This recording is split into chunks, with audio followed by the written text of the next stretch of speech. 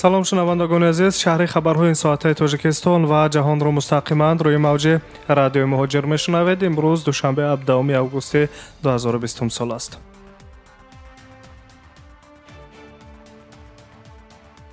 хабарҳои ин соатаро аз душанбе шурӯъ мекунем. имрӯз президенти ҷумҳурии тоҷикистон эмомалӣ раҳмон ба яке аз мактабҳои нави шаҳри Душанбе ташриф оварда дарси сулҳ баргузор кард. хабар медиҳад хадамоти матбуоти сарвари давлат. вохӯрии анъанавии президенти кишвар бо шогирдон ба ифтихори соли нави хониши ин дафъа дар кушодани муассисаи таҳсилоти имонаи умумии рақами 102 дар ноҳияи шоҳмансури пойтахт баргузор гардид.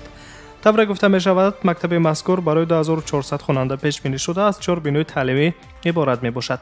сохтмони он моҳи июни соли 2017 оғоз ёфтааст. дар мактаб барои омӯзиши илмҳои табиӣ шароити муосир фароҳам оварда шудааст. синфхонаҳои алоҳида барои фанҳои информатика, биология, кимиё ва ҷуғрофия низ мавҷуд мебошанд. ёдовар мешавем ки имсол дарсҳо дар муассисаҳои таълимии тоҷикистон аз имрӯз 17 август шурӯъ гардид. вазорати маориф ва илми кишвар як қатор дастуроти нави таълимгузариро барои муассисаҳои таҳсилоти миёнаи умумӣ ва донишкадаву донишгоҳҳои ҷумҳурӣ омада кардааст, ки дар асоси он ҳама шогирдон дар дарс аз ниқоби тиббӣ истифода карда роҳраву симхонаҳо дар вақтҳои холигӣ бо маҳлулҳои махсуси тавсявӣ безараргардонӣ карда мешаванд.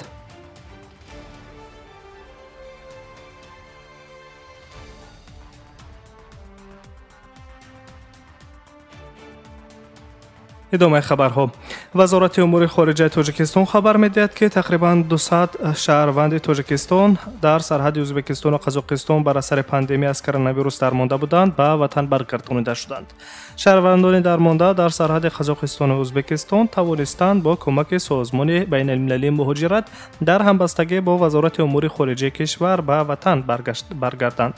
ташаббус аз ҷониби мақомоти тоҷикистон дар ҳамкорӣ бо ҳукуматҳои қазоқистон ва ӯзбекистон ҳамоҳанг карда шудааст. сафорати тоҷикистон дар қазоқистон муайян кардааст, ки субҳи 16 август тавассути автобусҳои мусофирбар беш аз 200 шаҳрванди кишвар тавассути қаламрави ӯзбекистон ба тоҷикистон интиқол ёфтаанд.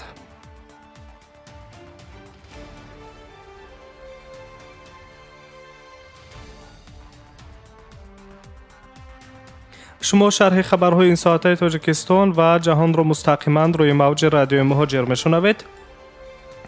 номзад аз ҳизби социалистии тоҷикистон барои интихоботи президентӣ, ки 11 октябри ҳамин сол дар тоҷикистон баргузор мегардад, муайян гаштааст. бино ба навиштаи хабаргузориҳо аз ҳизби социалистии тоҷикистон дар интихоботи президентии имсола ҳамчун номзад Абдуҳалим Ғаффоров раиси ҳизби мазкур пешбарӣ мешавад. Абдуҳалим Ғаффоров дар чанд интихоботи президентӣ дафъаҳои қаблӣ низ ширкат карда буд, аммо бо гирифтани камтарин раъйи овоздиҳандагон рӯбарӯ гашт.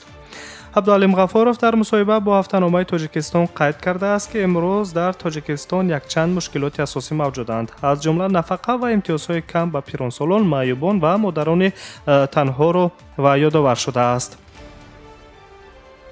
мушкилоти дигарро рушди нокифояи захираҳои табиии Тоҷикистон номида афзудааст, ки ба туфайли он имконият дорад даромади давлатии кишвар афзоиш ёбад.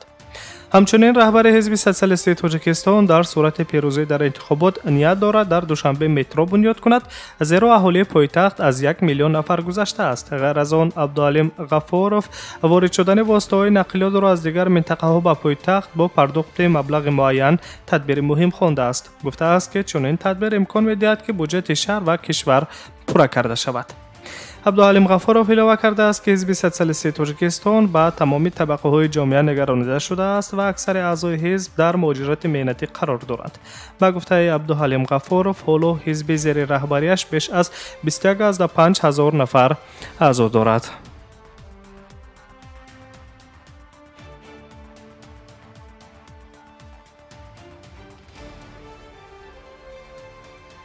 хабарҳои рӯзро мустақиман идома медиҳем ва аз Тоҷикистон ба Беларусия меравем.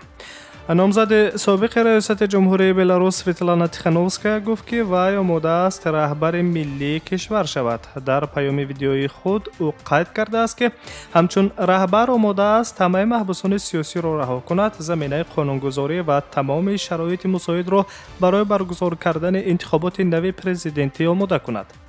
светлана тихановская афзудааст: мо ҳама мехоҳем аз ин доираи беохир хориҷ шавем, ки дар он 26 сол пеш мо ҳамроҳ шудем.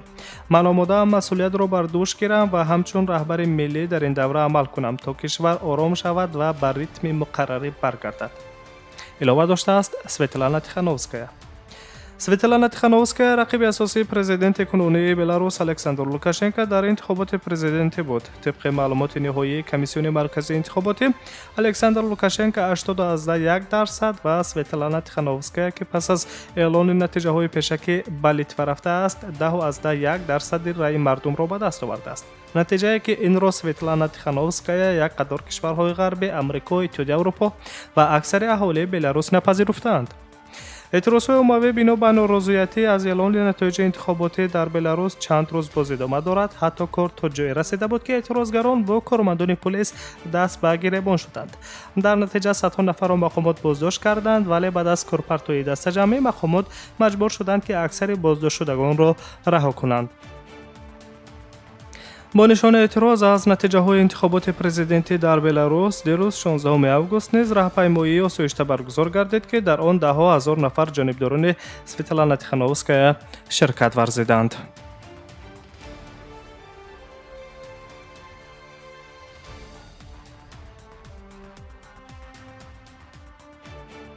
идомаи хабарҳои рӯзро мустақиман мешунавед ва назаре ба Ӯзбекистон мекунем.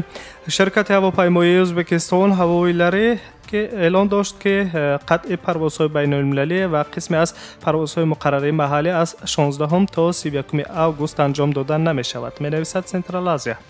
тибқи иттилои дафтари матбуоти ширкати мазкур, ин тадбир дар робита бо маҳдудиятҳои мавҷудаи эпидемиологӣ дар як қатор кишварҳои таъин гардида ва дар марказҳои маъмурии Ӯзбекистон гирифта шудааст.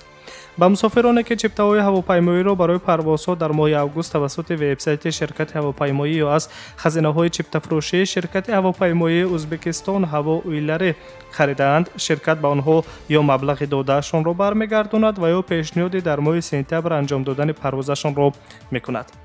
ширкати ҳавопаймоӣ инчунин дар исораташ қайд кардааст, ки бозгашти шаҳрвандони Ӯзбекистон ба ватанашон тибқи ҷадвали тасдиқшудаи парвозҳои чартерӣ сурат мегирад.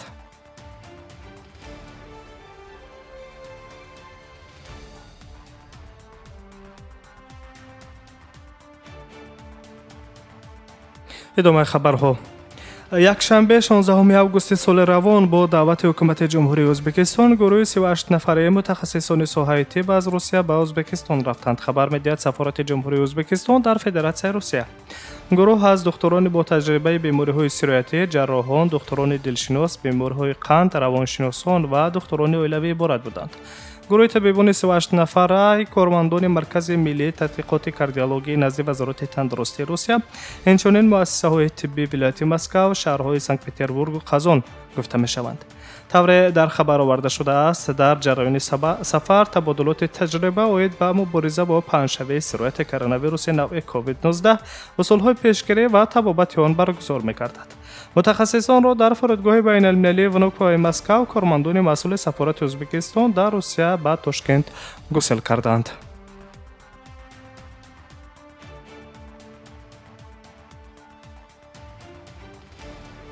шумо шарҳи ин соатаи хабарҳои Тоҷикистон ва ҷаҳонро мустақиман рӯи мавҷи радиои Муҳоҷир шунидед. саломат бошед. дар соатҳои баъдӣ шуморо бо хабарҳои тоза ошно хоҳем сохт.